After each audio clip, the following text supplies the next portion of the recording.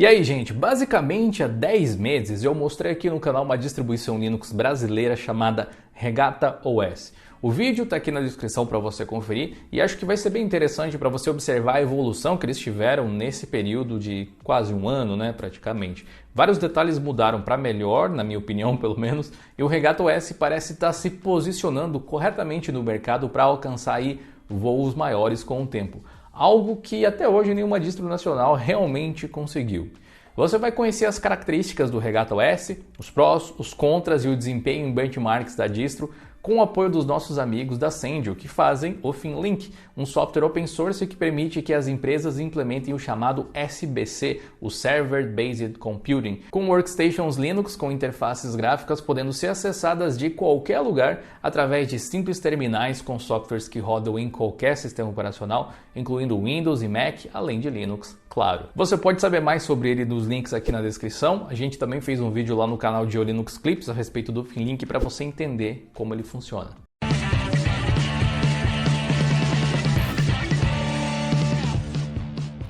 Talvez você não acompanhasse ainda o canal quando a gente publicou o nosso último vídeo a respeito do Regata OS. Então, aqui vai um resumo para você entender a essência desse projeto. O Regata OS é uma distribuição Linux brasileira, baseada no OpenSUSE, que usa o ambiente gráfico KDE com pouquinhas modificações aí, mas que já vem com diversas ferramentas para facilitar o uso do sistema por usuários de todos os níveis, eu diria, mas especialmente os novatos. A distro parece ter ali um carinho especial com os gamers, já que vem com ferramentas voltadas para essa finalidade, como o incrível Game Access, que a gente vai falar mais daqui a pouquinho. A versão atual é a 22, com o codinome Discovery, e traz o kernel Linux 5.18 e o KDE Plasma 5.25, ambas versões muito atualizadas. Verdade seja dita, se você já usou o KDE Plasma, a sua experiência com o Regata OS não vai ser muito diferente. Mas uma das coisas interessantes sobre o Regata OS, que fica bem evidente aí na entrevista que a gente fez com os desenvolvedores,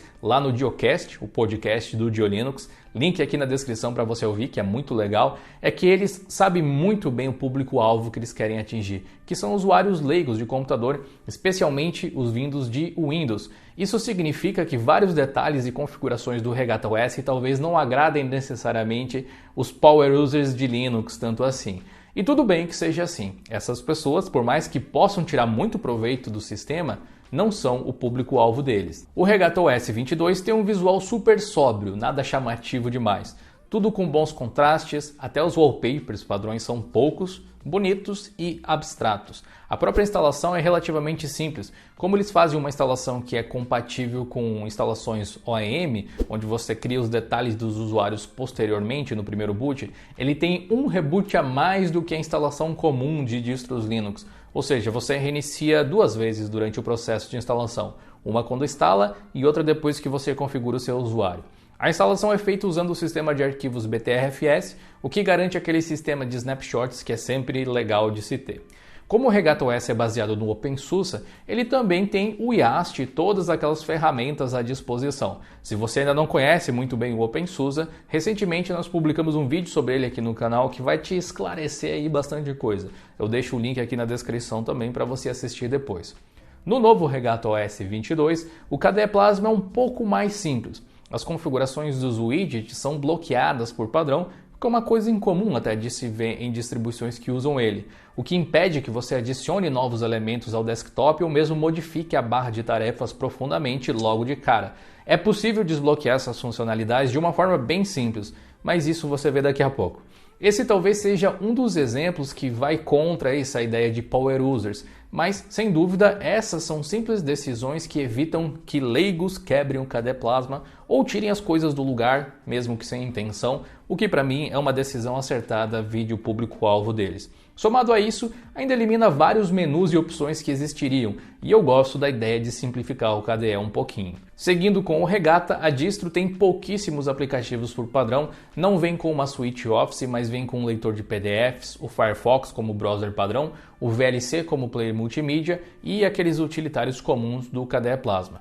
Um dos apps mais interessantes do Regata é o MaxQ, que na versão anterior, se eu não me engano, tinha um outro nome, mas tem uma funcionalidade parecida.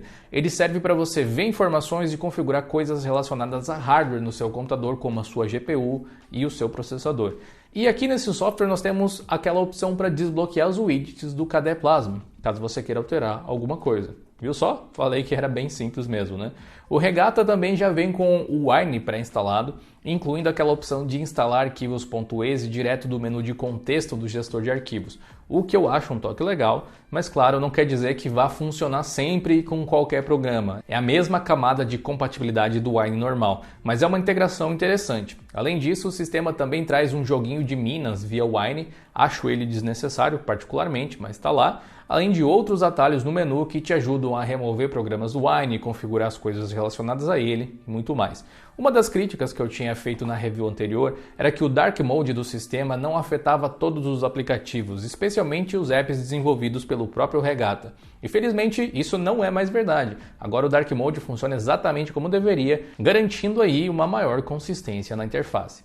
Vamos falar agora de alguns dos softwares destaque aqui do Regata OS, começando pela Regata OS Store, que é a loja de aplicativos do sistema. A loja em si tem um visual agradável, dá pra ver que eles colocaram bastante carinho aqui. Ela tem um visual inspirado na loja do macOS, o que sinceramente, em termos de design, pelo menos, é um ótimo lugar para você buscar inspiração. Ela também tem os seus prós e contras. Uma das coisas interessantes é que ela simplesmente não joga termos técnicos para os usuários. E esse pensamento é muito válido, na minha opinião, especialmente para quem quer buscar esses usuários leigos aí, não só no Linux, mas leigos em informática, geralmente. Não existe distinção nos aplicativos entre formatos de software, Flatpak, Snap, RPM, Web Apps e assim por diante. Eles são simplesmente aplicativos. Os usuários que entram na loja buscando por softwares não vão se preocupar com esses detalhes. Entre os Web Apps está o Photopea, por exemplo, que é basicamente um site. Aqui instalável via web app. A Regata OS Store é um grande site ou blog na prática, porque ele é um web app dentro de um desktop normal, como tantos outros hoje em dia, né? A gente discutiu isso no vídeo a respeito de PWA recentemente, o que abriu a oportunidade para que os desenvolvedores criassem nomes de descrições criativas e engajantes para os aplicativos, algo que às vezes eu sinto um pouco de falta em outras lojas que existem no mundo Linux. Não é nenhuma questão de funcionalidade, né? Repara que, por exemplo, a descrição do Kdenlive no Regata OS é diferente da descrição que a gente tem na Pop Shop, do Pop OS. Qual te encoraja mais a utilizar o software? Outra coisa interessante que é bem comum de se ver aí na Regata OS Store é que vários apps têm screenshots feitas no próprio Regata OS, o que dá a impressão de que eles foram projetados para o sistema. Isso não é presente em todos os apps, mas tem em vários. Infelizmente, muitos dos apps ainda não são encontráveis através da loja. Seria interessante uma seção de sugestões dos usuários para que os desenvolvedores soubessem qual aplicativo as pessoas estão precisando. Outra questão é que a loja ainda dá destaque aí para versões antigas de alguns aplicativos. É muito legal encontrar o DaVinci Resolve aqui para ser instalado, para ser sincero.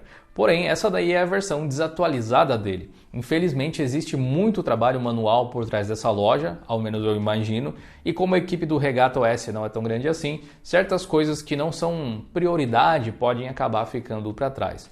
Você encontra os mais recentes drivers de vídeo da NVIDIA na loja, por exemplo, mas se você navegar lá pela seção de utilidades, os drivers em destaque não mostram essa versão mais recente. Ainda assim, a máxima de encontrar softwares e simplesmente instalar, não importa o formato, continua com aplicativos como o Bottles, aquela interface bacana para o Wine, que é na realidade um Flatpak, mas não tem indicação nenhuma disso.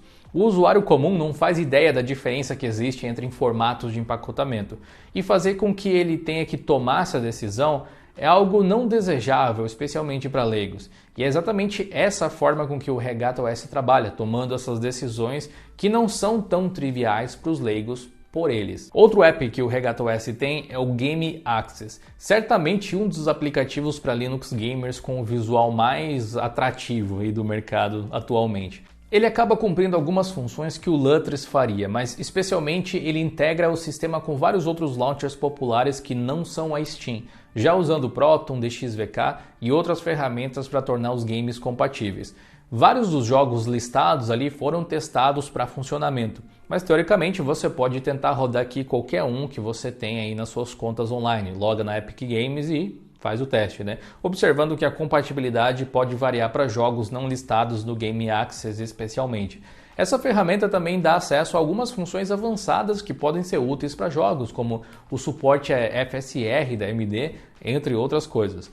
Existe também o aplicativo de suporte do Regata OS, que traz atalhos e correções automatizadas para vários problemas comuns do dia a dia, como a ausência de conexão com a internet, algo que pode ajudar aí os usuários mais leigos a conseguirem se virar sozinhos, o que é uma coisa importante. Além disso, essa aplicação também contém tutoriais em português com várias imagens sobre como usar vários recursos importantes do sistema, que são geralmente bem curtos e diretos ao ponto, exatamente como deveria ser. O Regatta OS Update é um outro software desenvolvido pela própria distro que serve para gerir atualizações do sistema. Assim, o usuário comum não vai bater de cara com o IAST para fazer isso, que pode ser um pouco intimidador às vezes, dando acesso assim a uma interface bem mais simples e direta para fazer os updates individuais dos aplicativos ou do sistema como um todo, com opções aí para você configurar a automação das atualizações caso você deseje. Na review passada eu tinha mencionado que o atualizador do sistema não mostrava nada quando o sistema estava atualizado,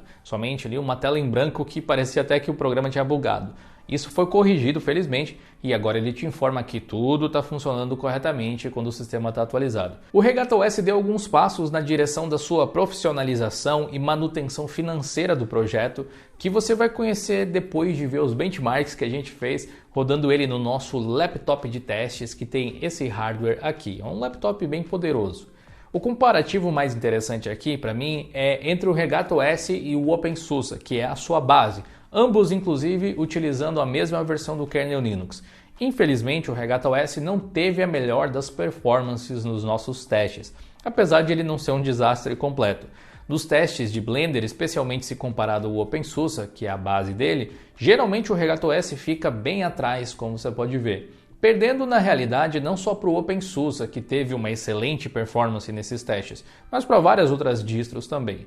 Na Unengine Superposition, esse padrão aí acaba se mantendo também. Enquanto o OpenSUSE fica bem acima na tabela, o Regatta OS fica um pouco mais para trás. Em teste de performance de CPU com o Geekbench, mais uma vez nós vemos esse padrão acontecer. Enquanto o OpenSUSE lidera, o Regatta OS fica mais uma vez lá para o meio da tabela, mais uma vez lembrando, ambos com o mesmo kernel. Esse primeiro teste é apenas em single core. Em multicore, uma vez mais, a gente vê um padrão semelhante. De novo, não que o Regatta OS esteja indo mal necessariamente, é que o OpenSUSE foi super bem nesses testes. Outro lugar onde infelizmente vemos uma grande discrepância é no teste de navegação web com o Firefox. Mesmo o Regatta OS tendo um Firefox consideravelmente mais atualizado do que diversas outras distros nesse teste, ele acabou ficando no último lugar histórico dele, enquanto o OpenSUSE fica em segundo lugar por aqui. Francamente, eu não sei o que causa essa diferença toda entre o Regatta OS e a sua distro base, mas é uma diferença objetivamente clara. Por conta disso, eu não tinha tantas esperanças assim para o Regatta OS em relação a jogos. A premissa estava sendo meio que negativa, mas o resultado acabou até surpreendendo um pouco. Em Counter-Strike, o sistema fica acima da média dos 160 quadros, o que garante para ele aí o topo da tabela. Ainda não é melhor ou igual ao OpenSUSE, mas a disparidade é muito menor, né? Da mesma forma, em Shadow of the Tomb Raider, fica ali apenas um mísero FPS abaixo do OpenSUSE e totalmente no topo da tabela, ganhando de várias outras distribuições. Rodando esse mesmo teste, mas em 720p, temos mais um bom resultado para o Regatta OS. E o mesmo pode-se dizer dos resultados em Universe Sandbox, onde mais uma vez não foi o suficiente para chegar na performance do sistema do Camaleão, mas ficou com um excelente segundo lugar. Apesar desses altos e baixos aí nos nossos testes de performance, o Regatta OS é performático o suficiente para que você tenha um uso confortável, especialmente em games, ao que parece. O que não quer dizer que não posso ter coisas passíveis de melhoria, como sempre, né? Algo super legal sobre a evolução do Regatta OS como projeto é o Regatta OS Premium, que é um serviço de suporte especial oferecido pela equipe do Regatta OS para membros pagantes. Eles gerenciam esses recursos aí através do Apoia-se e tem bem pouca gente por lá por enquanto, então se você curtiu o projeto, é algo que talvez você possa considerar, já que o valor não é tão alto assim. Logicamente, eles têm muito que evoluir em termos de marketing e posicionamento no mercado até como empresa, mas dá para ver aqui algumas intenções que são essenciais para o futuro de um projeto assim. Outra coisa legal é que o Regatta OS está sendo internacionalizado. O site e as aplicações têm versões em inglês, algo que é essencial para que um projeto assim tenha real sucesso mundialmente falando. Eu fiquei muito feliz em ver a evolução do projeto nesse curto período de tempo e sem dúvida eu torço por eles. Se você quiser conhecer outra distro nacional muito legal, dá uma olhada no nosso vídeo a respeito do Big Linux aqui do lado, ou quem sabe você queira dar uma olhada no meu novo teclado que veio com uma Wi-Fi embutida. Dá uma olhada aqui embaixo também. Até a próxima, valeu e falou!